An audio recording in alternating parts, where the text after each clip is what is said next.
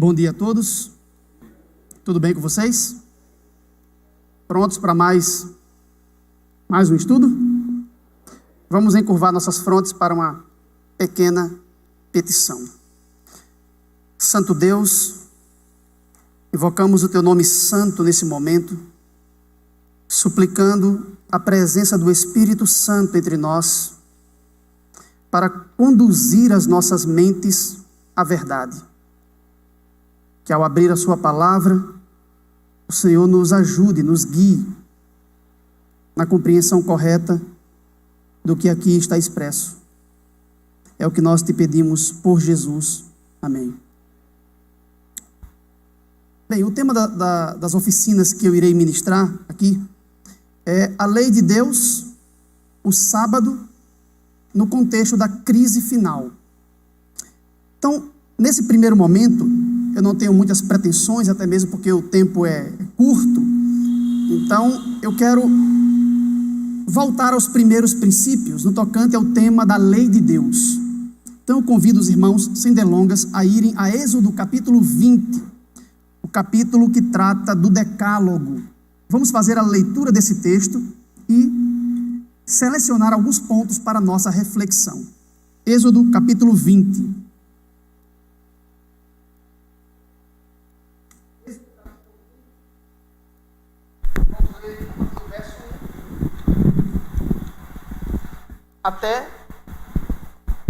Até o verso 17.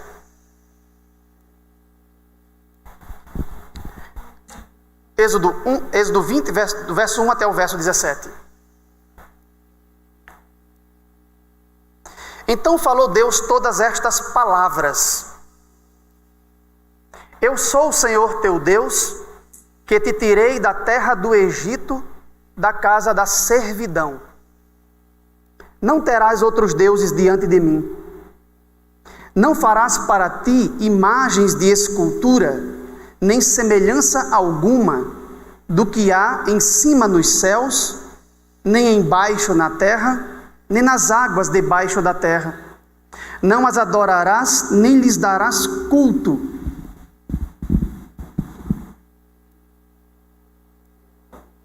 O eco, né?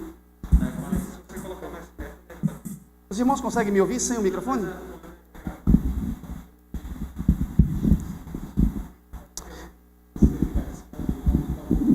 Ok. Não as adorarás, nem lhes darás culto, porque eu sou o Senhor teu Deus, Deus zeloso, que visita a iniquidade dos pais nos filhos. Eu vou ter que abdicar do microfone, irmãos. Eu vou falar alto, vocês vão conseguir me ouvir.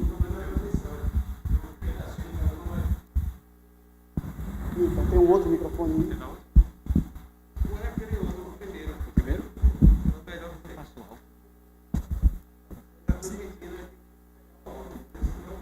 Certo, mas... Verso 5. Não as adorarás, nem lhes darás culto, porque eu sou o Senhor teu Deus, Deus zeloso, que visito a iniquidade dos pais nos filhos até a terceira e a quarta geração daqueles que me aborrecem. E faço misericórdia até 1000 gerações daqueles que me amam e guardam os meus mandamentos. Não tomarás o nome do Senhor teu Deus em vão, porque o Senhor não terá por inocente o que tomar seu nome em vão. Lembra-te do dia de sábado para o santificar. 6 dias trabalharás e farás toda a tua obra. Mas o 7º dia é o sábado do Senhor teu Deus. Não farás nenhum trabalho, nem tu, nem o teu filho, nem a tua filha, nem o teu servo, nem a tua serva, nem o teu animal, nem o forasteiro das tuas portas para dentro. Porque em 6 dias fez o Senhor os céus e a terra, o mar e tudo o que neles há, e ao 7º dia descansou. Por isso o Senhor abençoou o dia de sábado e o santificou.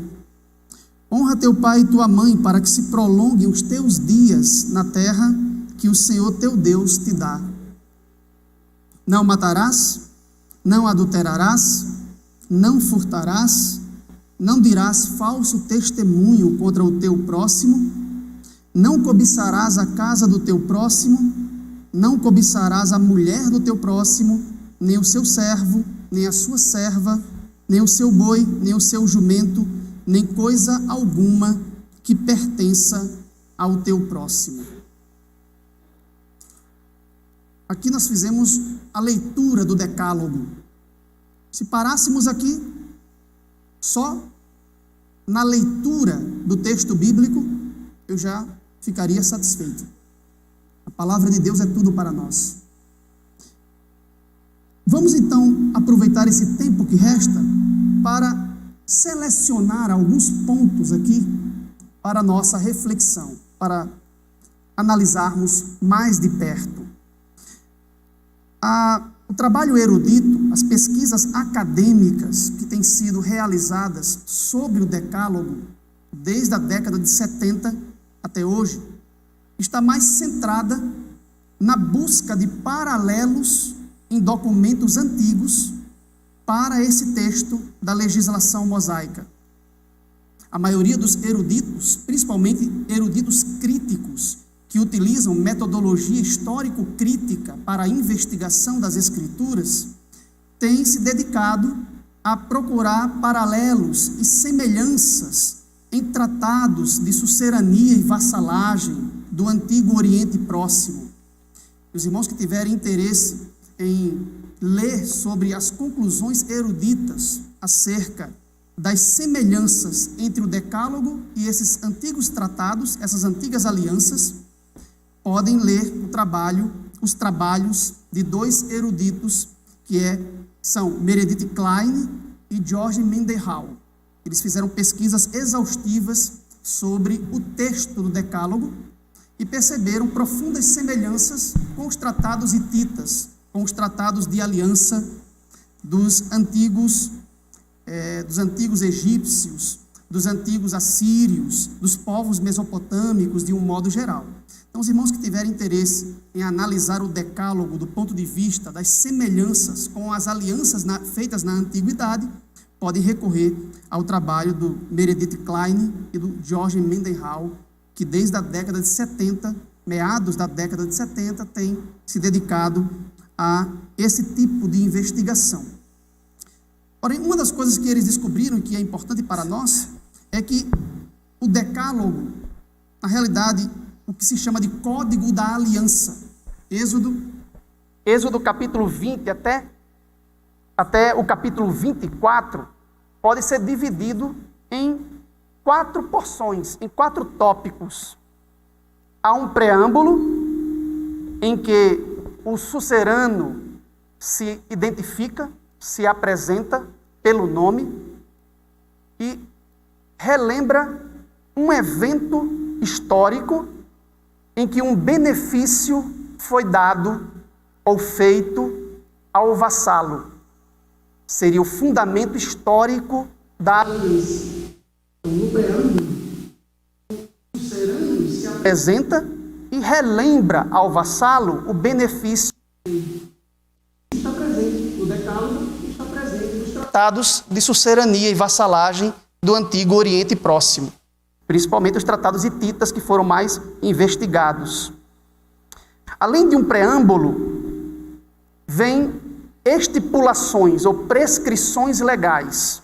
Depois que o sucerano se apresenta e relembra o benefício, base da aliança, ele apresenta suas exigências, suas estipulações ao vassalo, suas estipulações legais.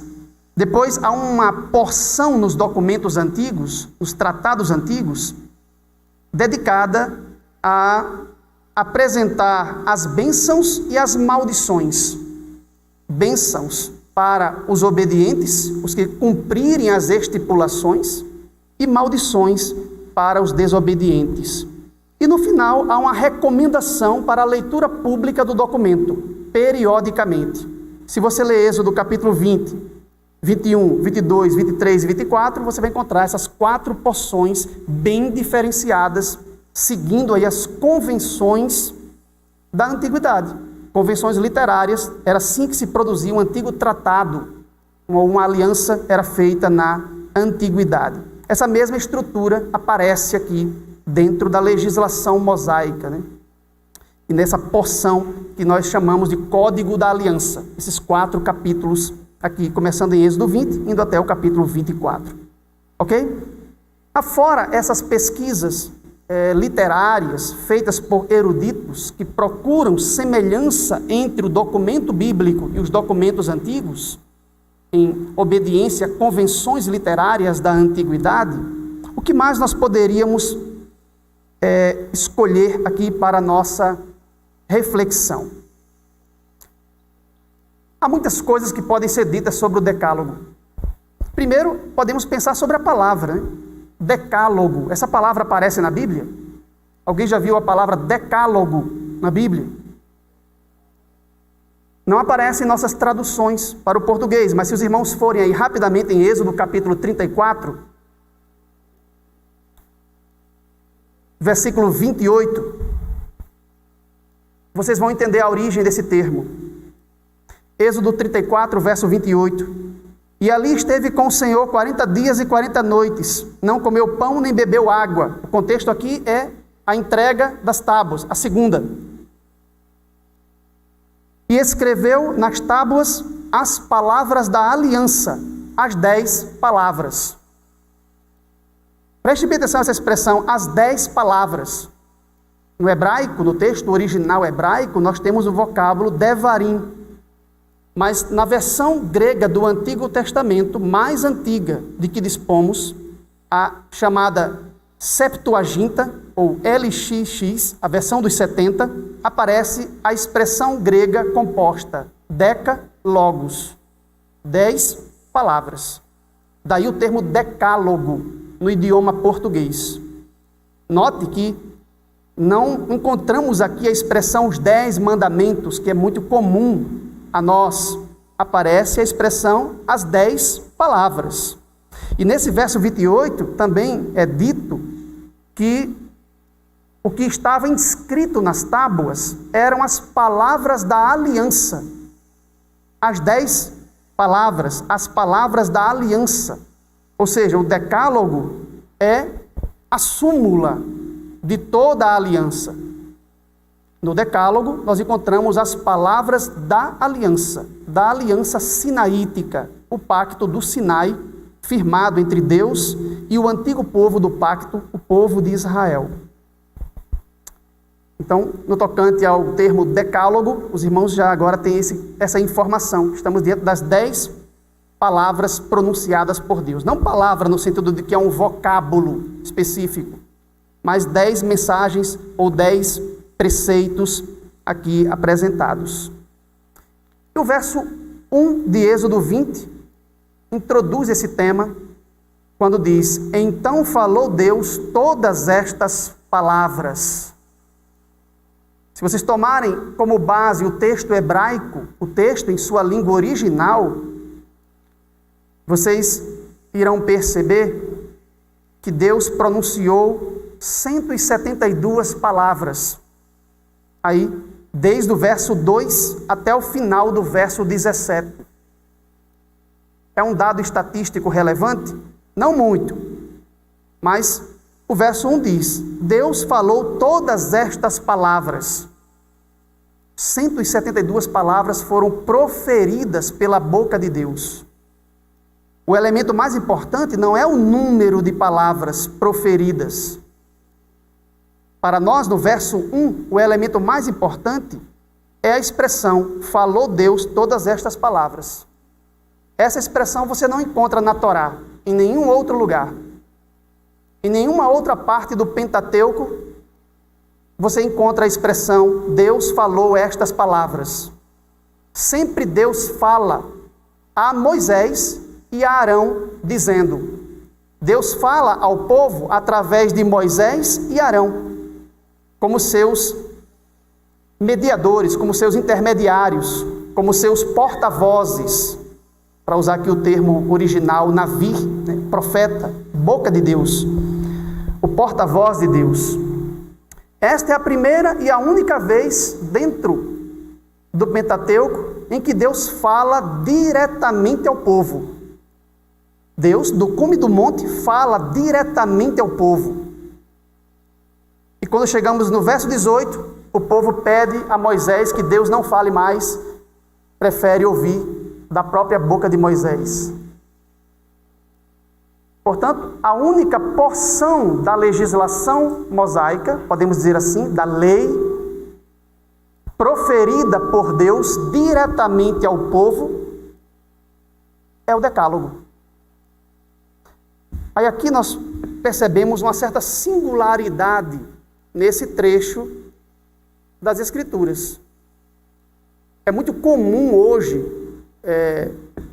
dentro do protestantismo, a ideia de que a lei de Deus é um todo indivisível e que nós não deveríamos fazer qualquer divisão em categorias, qualquer fragmentação da lei em tipos, porque seria uma forma arbitrária de dividir ou fragmentar um todo indissolúvel, um todo indissociável, que é a lei de Deus. Então, muitas vezes os adventistas são acusados de destruírem a unidade da lei divina ao separar trechos ou porções legais em categorias: lei moral, lei cerimonial, leis civis, leis alimentares ou leis dietéticas.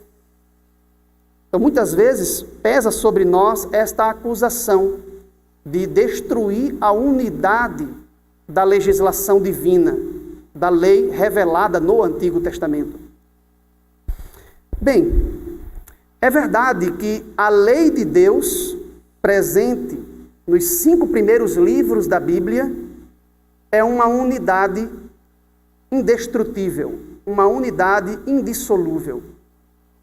Mas não é verdade que estamos aqui diante de um código inclassificatório, sob qualquer critério. É verdade que não podemos impor ao texto categorias modernas ou contemporâneas que venham, de alguma forma, a destruir a unidade da revelação. É verdade que estamos diante de uma unicidade revelada por Deus.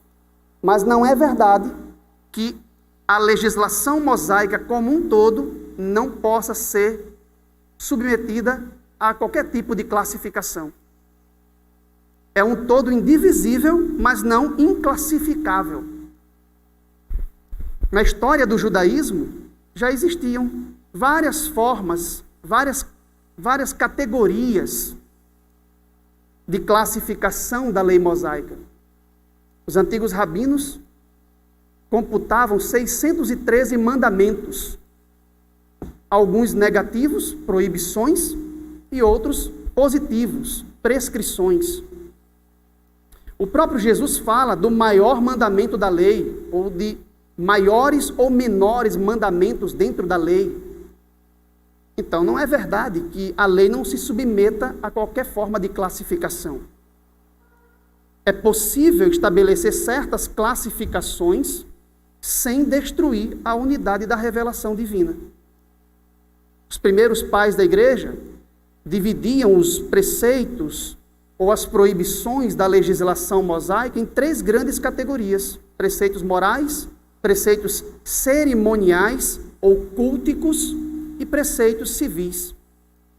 E essa divisão tríplice foi adotada pelos reformadores protestantes no século XVI e está presente em praticamente todas as confissões de fé do protestantismo clássico do século XVII, como a Confissão Helvética e a Confissão de Fé de Westminster, que separa a lei em preceitos morais e cerimoniais.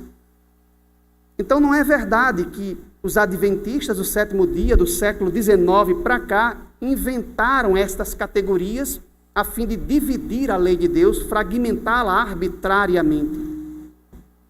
Não é preciso ser um erudito em teologia para perceber, até mesmo numa leitura superficial, que no Pentateuco há preceitos de natureza moral e ética, há preceitos que regem o culto e a liturgia, há preceitos acerca da construção do tabernáculo, há preceitos para a divisão agrária, para a divisão da terra, há preceitos civis, há uma espécie de código penal dentro da legislação mosaica. Então não é preciso ser um erudito em teologia para se aperceber, por meio da própria leitura direta do texto. É verdade que o próprio texto não divide seus preceitos em categorias, porque dentro do contexto teocrático, dentro da teocracia hebraica, as esferas da vida não eram separadas como hoje. Então, dentro de uma mesma cláusula legislativa, você pode encontrar informações referentes à economia, à moral, à ética e ao culto, dentro de uma única cláusula legal. Porque dentro da teocracia hebraica não se faziam distinções das esferas da vida como fazemos hoje. Então você não vai encontrar essas distinções expressamente no texto. Moisés não vai dizer, isso aqui é a lei moral, isso aqui agora é lei cerimonial. Mas o leitor se apercebe das naturezas distintas das prescrições ou das proibições. Então não é errado apresentar essas classificações, lei moral, lei cerimonial, cultica, ritual, ou leis dietéticas, leis de saúde, leis sanitárias ou leis civis. Isso não é errado, isso não destrói a unidade da revelação divina. Como eu disse, o código é unificado, mas não inclassificável sob qualquer critério, como alguns têm erroneamente defendido mais recentemente dentro de alguns setores do protestantismo. E aqui nós encontramos uma evidência disso. O decálogo, ele é singular. Ele aqui é apresentado com um destaque, um realce especial dentro de toda a legislação mosaica. Como nós sabemos que o decálogo é especial? Primeiro porque é a única porção da legislação divina em que Deus pronuncia diretamente ao seu povo, sem mediador. Deus fala do cume do monte para Israel. Deus falou todas estas palavras. E mais, não somente falou, como é a única parte da legislação que ele escreveu. Escreveu com seu próprio dedo. E não em um material facilmente perecível, como eram os papiros na antiguidade. Mas escreveu em pedra, para deixar claro o conceito de permanência e durabilidade. É a única porção da legislação que Deus pronuncia diretamente aos ouvidos do povo do pacto e escreve com o dedo em tábuas de pedra. E mais, é a única porção da legislação mosaica que Deus ordena que seja protegido, que seja guardado em um escrínio sagrado, a arca da aliança, feita de madeira de acácia, revestida de ouro, com uma tampa especial, que é o propiciatório, e guardada nos recintos mais profundos do santuário, o lugar mais santo do santuário, do tabernáculo, o Santo dos Santos. Se isso não é singularidade, se isso não traz um relevo, um destaque especial para o decálogo, o que mais poderia ser feito? E mais, analisando a estrutura literária da legislação mosaica, nós nos apercebemos de que o decálogo é constituído de leis apodíticas, enquanto que o restante da legislação divina é constituído de leis casuísticas. Se você continuar lendo aqui a partir do capítulo 21, quando Deus revela a Moisés, as leis, você percebe que a estrutura legal é casuística, é baseada numa estrutura se então. Se fizerdes tal coisa, então. Ou seja, especifica-se a circunstância em que a legislação entra em vigor. No Decálogo, não. Nós temos declarações gerais e absolutas. Não matarás. Não diz em qual circunstância se aplica ou não se aplica. Não adulterarás, não furtarás, não dirás falso testemunho, e assim sucessivamente. Só o Decálogo é constituído inteiro, é um código à parte, constituído inteiramente de leis apodíticas. Isto quer dizer que todo o restante da legislação mosaica deriva do Decálogo e dele depende. Para que serviam as leis cerimoniais? Os preceitos culticos e cerimoniais? Quando alguém transgredia um dos preceitos do Decálogo. Aí a lei cerimonial entrava em ação para reparar em símbolo a transgressão. Para que serviam as leis civis e os códigos penais? Para regrar a conduta em sociedade daqueles indivíduos que transgrediram o Decálogo. Portanto, todas as leis derivam ou de alguma forma estão relacionadas com o Decálogo. O Decálogo é a súmula das leis morais de Deus. O Decálogo é o código especial de toda a revelação bíblica. Esses pontos precisam ser ressaltados mais vezes por nós. Deus falou todas estas palavras. E aqui eu quero chamar a atenção para o verso 2. Nós, muitas vezes, mais interessados em conhecer os mandamentos, vamos direto ao verso 3, onde o primeiro mandamento é apresentado. Não terás outros deuses diante de mim. E muitas vezes saltamos o verso 2, ou pelo menos lemos superficialmente.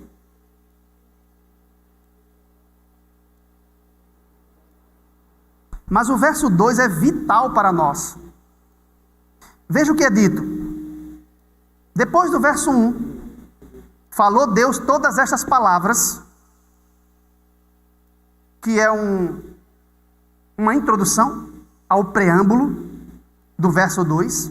Nós encontramos o próprio Deus falando já no verso 2.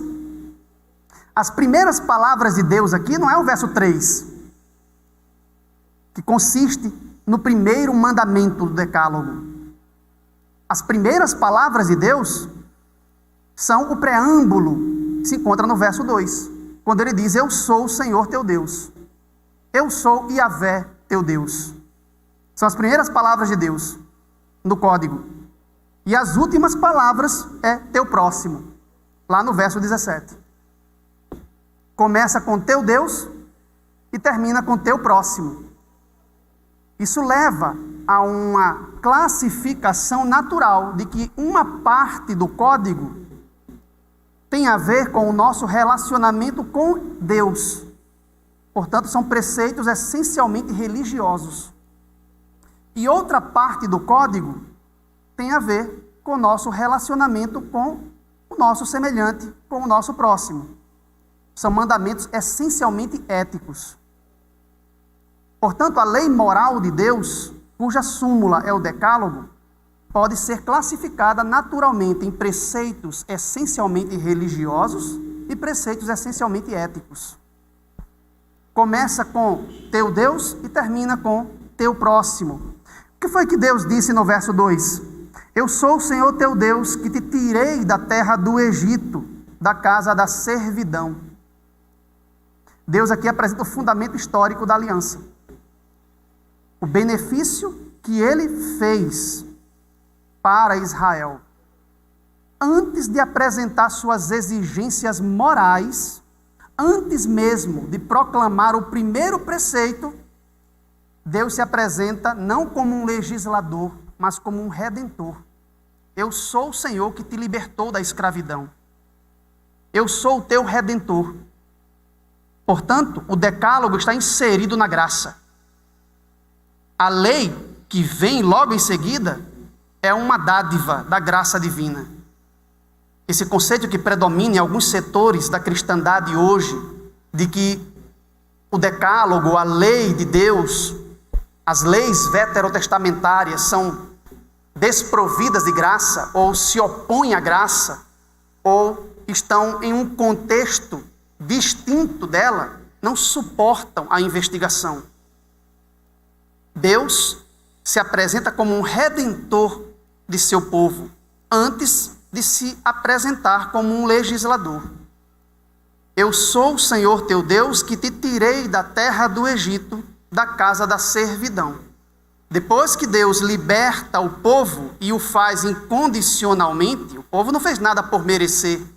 Não havia mérito naqueles escravos hebreus no Egito. E Deus os tirou dali com mão poderosa. E agora, na encosta do Sinai, no deserto de Sim, Deus relembra o benefício. E depois apresenta suas exigências morais. É importante gravar essa sequência. Primeiro Deus liberta. Primeiro Deus redime. Depois apresenta suas exigências morais. Primeiro Deus constitui um povo, liberta e forma uma nação. Faz uma aliança com ela. E depois apresenta os ditames de sua vontade, suas exigências éticas e morais. Portanto, o decálogo é precedido imediatamente por um ato de graça, por um ato de redenção. O verso 3, primeiro mandamento, e aqui uma distinção na classificação dos próprios, da enumeração dos próprios mandamentos, da perspectiva judaica. Os judeus incluem o verso 2 como parte já do primeiro mandamento, certo? Claro que isso é injustificável. O verso 2 não é um preceito, não é uma cláusula legal. É o que nos tratados do Antigo Oriente ocupava aquela posição literária do preâmbulo histórico, em que o sucerano se apresenta por nome e mostra ou relembra o respaldo histórico ou fundamento histórico da aliança. Aqui Deus se apresenta no verso 2 e apresenta o fundamento histórico, o Êxodo, a libertação da escravidão egípcia. O preceito mesmo aparece no verso 3. Não terás outros deuses diante de mim. E aqui não é uma crítica ao enoteísmo, como alguns pensam, mas uma crítica ao politeísmo mesmo, certo? Que alguns teólogos críticos acham, né, que Deus não está condenando aqui a adoração, Deus não está condenando aqui a existência de deuses, Ele está condenando apenas a adoração a eles. Deus queria que Israel adorasse apenas a Ele, como se fosse uma espécie de Deus tribal que tivesse ali uma restrição étnica e nacional. Ou seja, não se desconsiderava a existência de outros deuses, mas Israel deveria adorar o seu Deus, que era mais forte, mais poderoso do que os outros, porque os libertara do Egito. Isso seria o que se chama de enoteísmo. Reconhece-se a existência de múltiplos deuses, mas se adora apenas uma divindade maior do panteão. Não é esse conceito que está em foco aqui, né? Aqui, no primeiro mandamento, Deus está condenando o politeísmo em todas as suas manifestações. Não terás outros deuses diante de mim.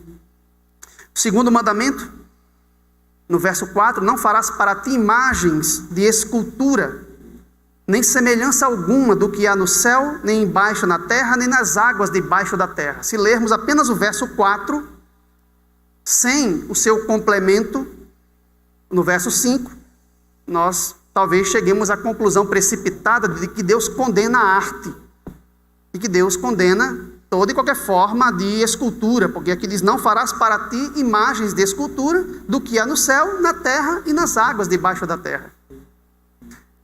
Mas o verso 5 nos explica, não as adorarás, nem lhes darás culto. Portanto, Deus proíbe fazer tais ídolos para um contexto de adoração. não te prostrarás diante delas, não lhes darás culto, porque eu sou o Senhor teu Deus, Deus zeloso, que visita a iniquidade dos pais nos filhos, até a 3ª e a 4ª geração. Não tenho tempo para explicar essa frase aqui, mas percebam o contraste, né? Deus visita a iniquidade dos pais nos filhos até a 3ª e a 4ª geração, mas a misericórdia dele é para 1000 gerações. Portanto, todo o contexto do decálogo é um contexto de graça, é um contexto de misericórdia e benevolência. Verso 7, não tomarás o nome do Senhor teu Deus em vão, porque o Senhor não terá por inocente o que tomar seu nome em vão. E o contexto aqui certamente tem a ver com juramentos feitos na antiguidade. O tempo é curto, eu tenho que correr agora porque eu quero chegar num ponto mais adiante. Bem, quando nós lemos esses 3 primeiros mandamentos, nós ficamos com a nítida impressão de que se tratam de mandamentos religiosos. Sim ou não? Não terás outros deuses diante de mim, não farás para ti imagens de escultura, nem as adorarás. Não tomar o nome do Senhor teu Deus em vão. São preceitos essencialmente religiosos, regem nossa conduta com Deus. Nesse ponto não há dúvida. Quando nós lemos os 6 últimos mandamentos, nós também ficamos com a clara impressão de que se referem a mandamentos éticos. Regem nossa conduta com o próximo. Veja aí comigo a partir do verso 12. O 5º mandamento. Honra teu pai e tua mãe, para que se prolongue os teus dias na terra que o Senhor teu Deus te dá. Este mandamento, o 5º do decálogo, é o único que é expresso de modo afirmativo, em linguagem positiva. A partícula ló, a partícula não aparece aqui. É o único mandamento em que não há uma partícula não. E é o único mandamento com promessa. Na realidade, o primeiro mandamento com promessa, segundo a interpretação de Paulo em Efésios capítulo 6. Depois vem não matarás, cuja melhor tradução seria não cometerás homicídio ou assassínio, não adulterarás, porque essa tradução não matarás ficou muito abrangente, né? E não é essa a intenção aqui, a intenção original do texto. Não adulterarás, não furtarás, furtarás aqui ficou muito específico, né? Que o nosso código distingue o roubo do furto, quer se use ou não arma no ato, né? Aqui o termo furtarás deve ser entendido de modo mais abrangente. Toda e qualquer forma de subtração de um bem alheio está sendo condenada por este preceito. Não dirás falso testemunho contra o teu próximo, isso é importante. Poucas pessoas têm pensado sobre isso, mas Deus está dizendo aqui que nós temos o dever, a obrigação de preservar a honra do nosso próximo. É a obrigação nossa preservar a honra do nosso próximo. Dizer falso testemunho naquela sociedade antiga poderia levar uma pessoa à morte, pelo testemunho de 2 testemunhas. Lembre-se que tinham falsas testemunhas no julgamento de Cristo, né? E o mandamento condena o falso testemunho contra o teu próximo. E depois vem o último mandamento, o único também que entra na esfera mental, no mundo intrapsíquico, né? Porque não procura reger um comportamento externalizado, mas vai para dentro da mente. Não cobiçarás as coisas do teu próximo, não cobiçarás a mulher do teu próximo, nem os seus servos, nem os seus animais, nem coisa alguma que pertença ao próximo. Claro que somente um tribunal de instância maior poderia julgar a transgressão deste mandamento, né? Evidentemente. Onde eu quero chegar com isso? Bem, nós adventistas estamos acostumados com a divisão do decálogo em 2 tábuas, né? Na primeira, os 4 primeiros mandamentos, que para nós tem a ver com nossa relação com Deus. E na outra tábua, os 6 últimos, que tem a ver com nossa relação com o próximo, com o nosso semelhante. Existem eruditos que procuram apresentar classificações diferentes. Alguns reformadores no século XVI colocavam 5 mandamentos numa tábua e 5 mandamentos na outra, né? O Walter Brueggemann, que é um erudito crítico, defende que os 3 primeiros se encontram numa tábua e 7 últimos numa outra, né? o Humberto Cassuto já defende como nós defendemos, né? 4 e 6. Então há um debate entre os eruditos sobre a classificação dos preceitos do Decálogo. Porém, nós não temos dúvida de que os 3 primeiros se referem ao nosso relacionamento com Deus. E os 6 últimos se referem ao relacionamento com o próximo. O ponto crítico aqui é o 4º mandamento. Por quê? Porque se vocês começarem a ler o 4º mandamento, ele começa tratando de um tema essencialmente religioso, nossa relação com Deus. Mas depois, ele insere subitamente nossa relação com o próximo. Veja comigo. Verso 8. Lembra-te do dia de sábado para o santificar. 6 dias trabalharás e farás toda a tua obra. Mas o 7º dia é o sábado do Senhor teu Deus, não farás nenhum trabalho. Até aqui, o mandamento é essencialmente religioso. Deus ordena separar dentre os 7 dias da semana, um para adoração. Mas agora, no meio do verso 10, se vocês olharem com atenção, entra o elemento, a relação do homem com o seu semelhante. Quem não deve trabalhar no sábado? E 7 itens são mencionados na lista. Esse número já é bem sugestivo, né? Nem tu, nem teu filho, nem tua filha, nem o teu servo, nem a tua serva, nem o teu animal, nem o estrangeiro das tuas portas para dentro. Deus ordena a observância do sábado não apenas ao adorador, mas todos os que estiverem debaixo de sua responsabilidade direta devem ser liberados do trabalho no sábado. Você tem o dever de promover o descanso e a santificação do sábado para o seu filho, para a sua filha, para o seu servo, para a sua serva, para o animal e até para o estrangeiro de tuas portas para dentro. E aqui algo inusitado, né? Muito se fala que 9 dos 10 mandamentos têm escopo universal. É extracultural, atravessa as eras e se aplica a todas as pessoas. Se fala muito hoje dentro da cristandade que o mandamento não matarás tem aplicação universal. Não se restringe ao povo judeu da antiguidade. Não adulterarás se aplica aos cristãos gentios. Da mesma forma, com a mesma força, o mesmo peso que se aplicava ao antigo Israel. Menos, dizem eles, o 4º mandamento. Este se restringe a Israel. O sábado se restringe a Israel. Mas se vocês lerem o Decálogo com atenção, o único, pasmem, o único dos 10 que menciona o estrangeiro como estando debaixo da vigência do preceito é o 4º mandamento. Não parece uma ironia? Exatamente aquele que quase todos os grupos religiosos da cristandade restringem sua aplicação ao antigo povo. Restringem no sentido étnico e nacional ao povo de Israel. Sábado é coisa para o judeu, os outros não. Mas onde é que diz aí no mandamento não matarás que se aplica a um povo que não seja os judeus? Não dizem. Mas quando chega no mandamento do sábado, é dito que está debaixo de sua vigência, não somente você, mas seu filho, sua filha, seu servo, sua serva, o estrangeiro das tuas portas para dentro. Aí eles dizem, mas é o estrangeiro das tuas portas para dentro.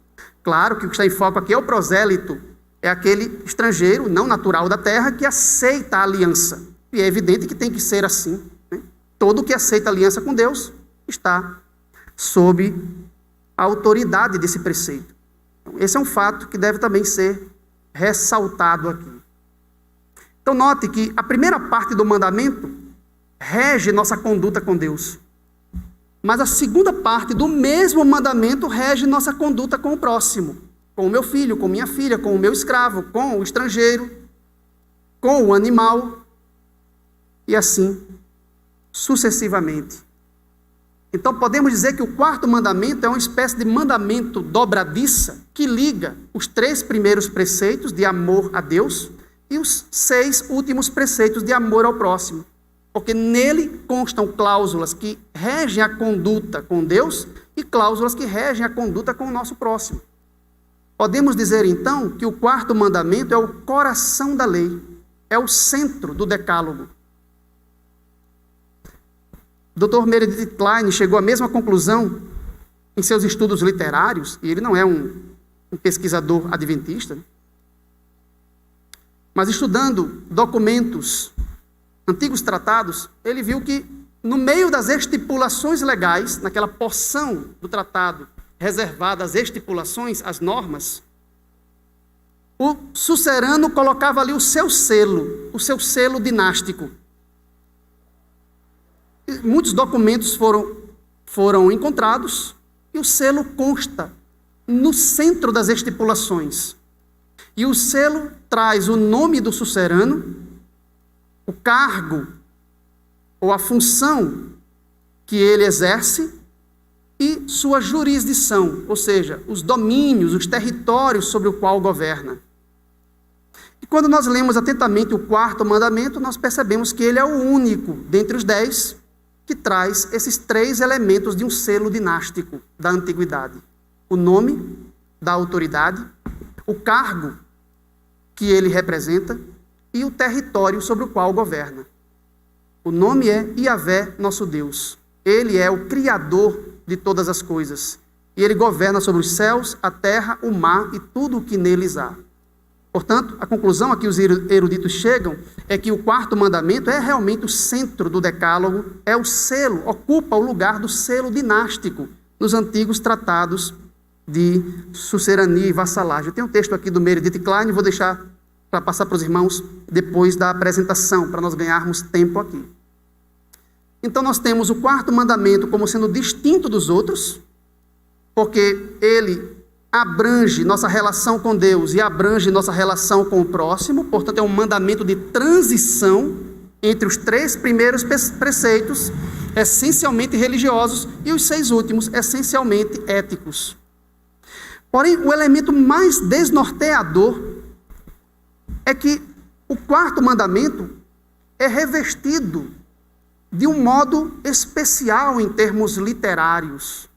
Não sei se os irmãos notaram, mas dos 10 mandamentos, o quarto mandamento exige uma elaboração literária distinta, uma técnica de retórica muito usada na antiguidade, conhecida como quiasma, é utilizada para o mandamento do sábado e para nenhum outro mandamento no decálogo. O que é isso? As linhas foram construídas em um paralelismo inverso. Você combina a primeira linha com a última, combina a segunda com a penúltima, até que todo o tema vai se fechando em uma linha central. Veja comigo, 8, verso 1. Lembra-te do dia de sábado para o santificar. Guarde bem a expressão dia de sábado e guarde bem a expressão santificar. Guardaram? Agora leiam a última linha do mandamento, lá no final do verso 11, que diz: o Senhor abençoou o dia de sábado e o santificou. Perceberam a conexão? Agora vamos ler a segunda linha, lá em cima ainda no verso 9. 6 dias trabalharás e farás toda a tua obra, mas o 7º dia é o sábado do Senhor teu Deus. Não farás nenhum trabalho. Pausa aqui.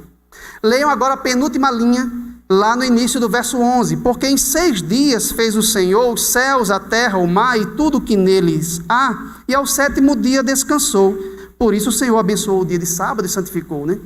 Então veja, o verso 9 diz: 6 dias trabalharás e farás toda a tua obra. O verso 11 diz que Deus em 6 dias fez toda a sua obra, os céus, a terra, o mar e tudo o que neles há, e ao 7º dia descansou. Então o que é o centro quiástico do mandamento?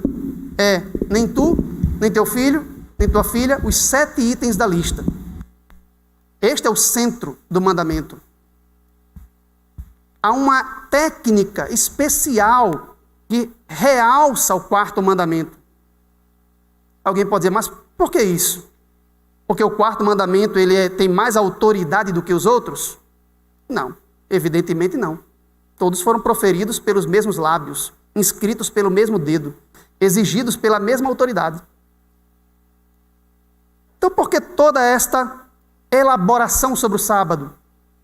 Lembra que no começo eu falei que as palavras que Deus pronunciou foram 172 palavras hebraicas? Acrescente agora essa informação, das quais 55 foram destinadas para o mandamento do sábado, quase que 1/3 da lei. Ou seja, Deus usou mais palavras para o quarto mandamento do que para todos os outros ali. Por que isso? Na antiguidade, quando se fazia isto, em que o espaço para escrita era difícil e caro, é porque o autor queria chamar a atenção especial para aquele ponto em que ele gastou mais palavras, usou mais espaço. 55 palavras para o quarto mandamento, num conjunto de 172 para 10 mandamentos. Por que isto? Será que é porque o sábado é mais especial do que os outros? Evidentemente não. Nenhuma adventista defende isso. Pode até dar a impressão em seus debates aí com o mundo evangélico de vez em quando, pode ficar essa impressão. Mas não é isso que teologicamente defendemos. Defendemos que os mandamentos são autoritativos, igualitariamente. Mas por que tantos elementos chamando a atenção para o quarto mandamento? E agora eu quero que os irmãos entendam por que isso acontece. Bem, eu vou fazer 2 perguntas. Com base nelas, nós iremos entender esta questão. No tocante aos 6 últimos mandamentos que regem nossa conduta ética com o nosso próximo. Já estou caminhando para o final. No tocante aos 6 últimos mandamentos, vamos nos colocar aqui sobre a plataforma da ética. Não matarás, não furtarás, não dirás falso testemunho. Pense sobre isso. Se situaram teoricamente? Ok. É necessário revelação divina para chegarmos à conclusão de que esses 6 preceitos são universalmente válidos? Será que a humanidade precisava de uma revelação de Deus para saber que matar, adulterar, furtar são coisas ruins em si mesmas? Será que o homem desprovido de revelação, sem auxílio sobrenatural, fazendo uso da luz natural da razão, chegaria a esta conclusão? Sim. Todas as culturas antigas chegaram à mesma conclusão e hoje jaz a base de todos os códigos jurídicos, códigos morais e éticos das civilizações, sejam elas cristãs ou não.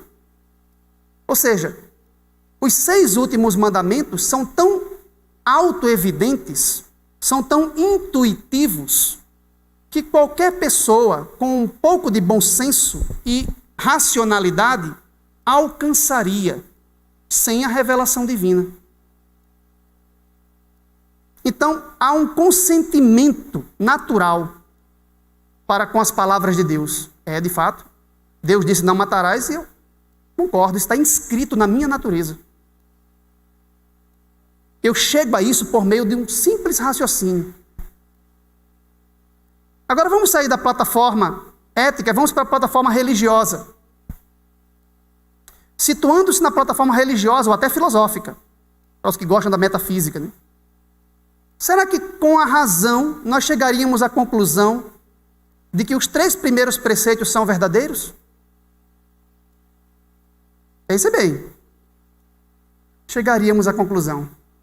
Todos os povos da antiguidade chegaram à conclusão. Embora todos os povos da antiguidade, exceto Israel, tenham desobedecido. Mas desobedeceram não porque não chegaram à conclusão. Paulo diz que o que de Deus se pode conhecer, eles conheceram, porque Deus lhes revelou. Romanos capítulo 1, verso 18 em diante. Tudo que de Deus se pode conhecer, o seu eterno poder, sua divindade, claramente se reconhece desde o princípio do mundo. Então, usando a razão, filósofos, como os filósofos gregos, chamaram lá de primeiro motor, como como Aristóteles, por exemplo, que via Deus como o primeiro motor inamovível, que move todas as coisas, porém não é movido por nenhuma delas. As loucuras dos filósofos, hein? Platão, todos chegaram à conclusão. E ao chegar à conclusão de que há um Deus, seu nome tem que ser respeitado. E se esse Deus é um ser pessoal, ele quer um relacionamento pessoal, ele não se deixa representar por veículos materiais como imagens e escultura. Mas o coração obstinado, o coração pecador, que é uma fábrica de ídolos, usando a linguagem de Calvino aqui, né? Leva o homem à apostasia para multiplicar deuses e fazer deuses à semelhança de répteis, de aves, quadrúpedes e assim por diante. O que eu quero dizer com isso? É que para alcançar a compreensão dada pelos 6 mandamentos éticos, ninguém precisa de revelação especial. Para alcançar a compreensão de que os 3 primeiros mandamentos são exigências religiosas, ninguém precisa de revelação especial. A questão é o sábado. É o único dos 10 que ninguém alcançaria sem revelação. Você pode até achar, não, eu posso descansar um dia em 7. E não há problema nenhum em você fazer isso. Só não é o sábado do Senhor, é o seu sábado. Você pode escolher o seu sábado, uma segunda, uma terça, mas não é o sábado do Senhor teu Deus, que é o 7º dia, e não um dia em 7. O único dos 10 preceitos, revestido aqui de toda essa especialidade, essa singularidade, é inteiramente conectado à revelação divina. Nenhum povo da antiguidade observou o sábado. Vocês sabiam que a semana de 7 dias só havia em Israel? Não há nenhum documento de que egípcios tinham uma semana de 7 dias. Ou mesopotâmicos. Na Revolução Francesa, que os loucos inventaram a semana de 10 dias naquela época. Mas somente Israel, sabendo que Deus criou o mundo em 6 dias e descansou no 7º, tinha o conceito de uma semana de 7 dias, culminando com o sábado. O sábado é diferente nesse sentido. Diferente em que sentido? Eu não chego a ele por conclusões racionais desprovidas de revelação especial. O que isso significa? Significa que haverá menos consentimento da parte dos homens. Entende a lógica? É um pouco filosófico isso. Mas se Deus me diz, não matarás, eu não quero que ninguém me mate, então eu concordo com Deus, porque isso eu alcanço. Eu entendo a razão disso. Antes que seja positivado o mandamento, antes mesmo, eu já entendo suas causas, suas razões. Mas quem chegaria à compreensão de que o 7º dia, dentre 7, aquelas 24 horas, que parecem tão iguais às outras, é diferente para Deus, é especial para Deus, se ele não tivesse dito? Ninguém chegaria a essa conclusão. Você poderia guardar uma sexta-feira, como o Islã, e dar aí até uma roupagem cristã. Vamos comemorar a sexta-feira porque Cristo morreu na sexta-feira. Ali ele consumou sua obra de redenção por nós. Ou você poderia guardar o domingo cristão para comemorar a ressurreição do Senhor, como faz a maior parte da cristandade, ou uma segunda-feira, uma terça. Qual é a diferença entre as 24 horas do sábado e as 24 horas de uma quinta-feira, por exemplo? Do ponto de vista físico, nenhum. Todas as tentativas de demonstrar que o 7º dia é especial, de um ponto de vista científico, fracassaram até hoje. É igual a qualquer outro.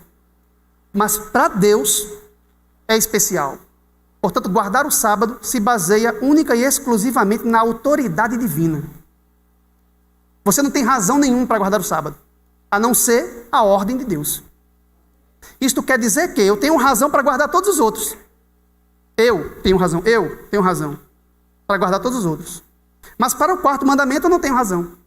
Então a minha tendência é fazer o quê? Portanto, o 4º mandamento é um mandamento de prova. É um mandamento de teste dentro do decálogo.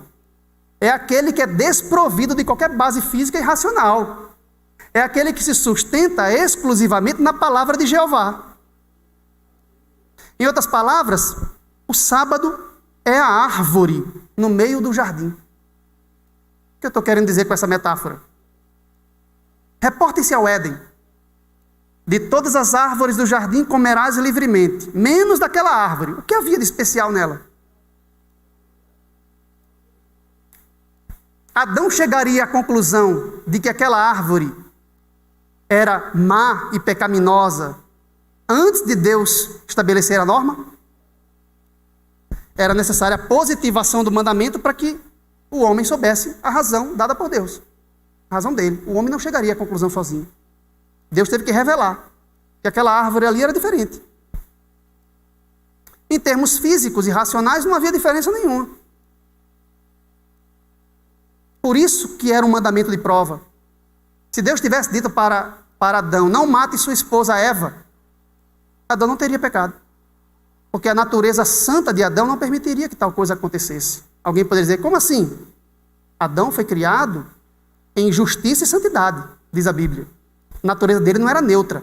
Tinha inclinação para o bem. Só para o bem. Então, se Deus tivesse dado uma ordem que ferisse sua natureza, sua inclinação natural, Adão não teria quebrantado. Mas Deus queria testar a natureza? Não, Deus tinha feito a natureza de Adão e ele sabia que ela era santa e perfeita. Deus queria testar o caráter. E caráter se constrói em meio às provações, em meio aos testes, em meio às lutas. E a história não é assim? Então Deus escolheu um elemento que não tinha base nenhuma na natureza de Adão, não encontrava eco algum na mente, na razão perfeita de Adão, nem em sua natureza, para testar sua lealdade.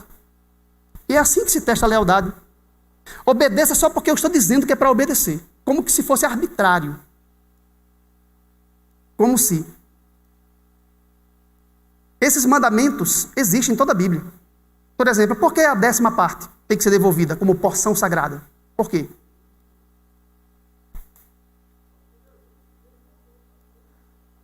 Você pode até especular filosoficamente e chegar à conclusão de que eu devo devolver a Deus uma parte. Mas por que a 10ª parte? Se baseia em que isso? Exclusivamente na declaração divina. Só os crentes obedecem isso aí. A maioria das pessoas sequer vê razão para devolver a 10ª parte. E não vê mesmo. Por que eu não devo comer carne de porco? Alguns acham que é por causa da saúde. Mas leia Levítico 11, vê se em algum momento diz ali que é por questão de saúde. Em nenhum momento. Diz, é para ser de santos como o vosso Deus é santo. É claro que tem uma base de saúde, mas ninguém nunca descobriu até hoje. A ciência está até hoje tentando demonstrar se faz mal realmente ou não. E a maioria dos cientistas hoje diz que não faz mal. Por que então eu obedeço? Existem aqueles mandamentos que nós sabemos suas razões antes de serem positivados ou codificados, outorgados, estabelecidos, e aqueles que nós jamais saberíamos. Se você colocar o mandamento do sábado ao lado do mandamento da árvore no Éden, você vai perceber uma coisa interessante. A estrutura literária é a mesma. É a mesma. De todas as árvores do jardim comerás livremente. 6 dias trabalharás e farás toda a tua obra. Mas a árvore do meio do jardim, dela não comerás, porque no dia em que dela comeres morrerás. Mas o 7º dia é o sábado do Senhor teu Deus, aquele que o profanar morrerá. A estrutura é a mesma. O sábado é o mandamento da prova. Em contextos de crise, se o decálogo estiver em foco, é o mandamento do sábado que servirá como ponto de toque de lealdade. Uma pedra de esquina, a pedra de toque de lealdade. Essa ideia não é minha não, viu gente? Review and Herald, 30/8 de 1898, Ellen White diz: todo ser humano é colocado em teste como Adão e Eva no Éden. Assim como a árvore do conhecimento foi colocada no meio do jardim do Éden, o mandamento do sábado está colocado no meio do decálogo. Com respeito ao fruto da árvore do conhecimento foi feita a restrição, dele não comereis, para que não morrais. Gênesis 3:3.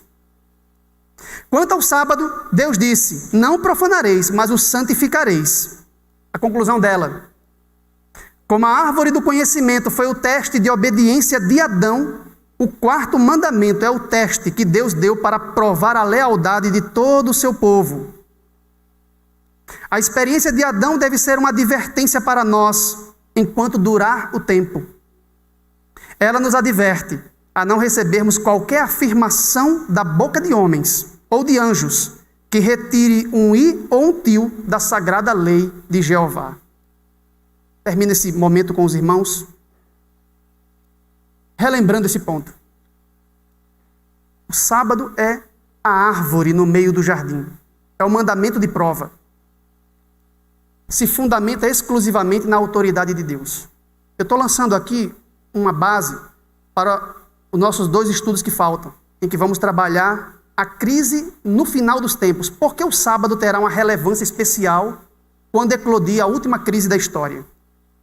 Mas por aqui os irmãos já percebem que conceitualmente o sábado é distinto dos outros, não porque seja mais autoritativo do que os outros, mas porque ele é de uma natureza diferente. Ele é de natureza revelacional. Sem revelação divina, nós não entenderíamos, nós não saberíamos, não chegaríamos a esta conclusão, como ocorre com os outros. Por isso que ele é o mais apropriado de todos para servir como um teste de lealdade pública. Em todos os momentos de crise da história de Israel, o povo de Deus não foi testado e oprimido pelos perseguidores por causa de mandamentos éticos. Porque os perseguidores, os opressores também concordavam que não deveria matar, não deveria furtar. Qual era o elemento que o povo de Deus manifestava em momentos de prova? Circuncisão, guarda do sábado. Eram mandamentos sinais.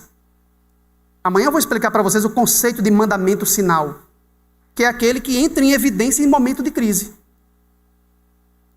e que serve como um testemunho público de que somos fiéis a Deus. Como o próprio Deus diz: servirá de sinal entre mim e vós, para que saibam que eu sou o Senhor que vos santifica. Não é o sábado que nos santifica. Eu sou o Senhor que vos santifica. Através do sinal. O sinal do sábado ali. Se manifesta essa santificação que Deus realiza em nós. Vamos nos manter fiéis aos mandamentos de Deus. E vamos erradicar nossa convicção de que o quarto mandamento é o preceito do decálogo mais apropriado para um teste de lealdade. É por meio dele que anunciamos ao mundo que guardamos os mandamentos de Deus, que procuramos viver em harmonia com a sua lei, conforme o poder da graça em nós. Amém.